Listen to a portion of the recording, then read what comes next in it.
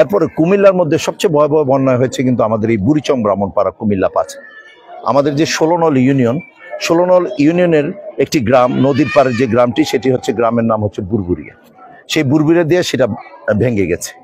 ভেঙে যাওয়ার পর থেকেই আমরা, বিশেষ করে আমরা জাতীয়তাবাদী দল, আমি দক্ষিণ জেলা বিএনপির মেম্বার সেক্রেটারি, আমার বুড়িচংয়ের বিএনপি, যুবদল, ছাত্রদল, স্বেচ্ছাসেবক দল আজকে এই 7 দিন কি পরিমাণ অক্লান্ত পরিশ্রম করছে।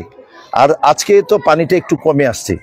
গত 3 দিন আগে যেই অবস্থায় বুড়িচংয়ের প্রত্যেকটি ইউনিয়ন, বিশেষ করে এখানে 5টি ইউনিয়ন, আমাদের 16 নং, রাজাপুর, বাক্সিমল, পীরযাত্রাপুর এবং আমাদের বুড়িচং সদর, আজকে আমরা যেখানে আছি, মানে আপনি নিজের চোখে যদি না দেখতেন, আপনার চোখের পানি আসতো যে আসলে কত বড় ভয়াবহ বন্যা আমাদের এখানে হচ্ছে। আমাদের এখানে মানুষ কিন্তু বন্যায় অভ্যস্ত না। আমি ধন্যবাদ দিচ্ছি, আমি স্যালুট দিচ্ছি বাংলাদেশের জনগণকে। এবার কি পরিমাণ মানুষ, কি পরিমাণ ত্রাণ নিয়ে এখানে আসছে, যেটা বিশ্বাসযোগ্য নয়। হাজার হাজার ট্রাক লাইনে ছিল। আপনার পালপাড়া ব্রিজ থেকে নিয়ে আমাদের যেখানে মেইন ভাঙ্গাটা, যেটা খারাতাইয়া, এখন পর্যন্ত আর এদিকে কিন্তু আর গাড়িটা আসছিল না। সেখানে হাজার হাজার ট্রাক আসছে। সেখানে মানুষ, আমাদের এলাকারও মানুষ এত সুন্দরভাবে, আমাদের দলীয় নেতাকর্মীরা যেভাবে এটা বিতরণ করেছে, এটা কিন্তু একটা দৃষ্টান্ত। এখন বুড়িচংয়ের পানি অনেকটা কমে আসছে। এখন এই পানিতেই এখন উত্তর দিকে আরেকটি উপজেলা আমাদের ব্রাহ্মণপাড়া, এখন ব্রাহ্মণপাড়া 8টি ইউনিয়ন, ব্রাহ্মণপাড়া 8টি ইউনিয়নে এখনো কিন্তু পানিতে অনেকটা পুরাটা সয়লাভ হয়ে গেছে।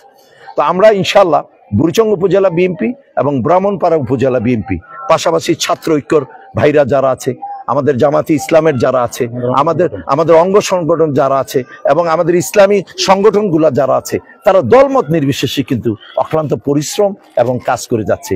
আমি তাদেরকে ধন্যবাদ জানাচ্ছি।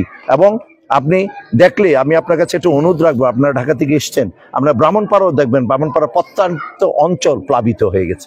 তো আমরা বুড়িচং উপজেলা বিএনপি এবং ব্রাহ্মণপাড়া উপজেলা বিএনপি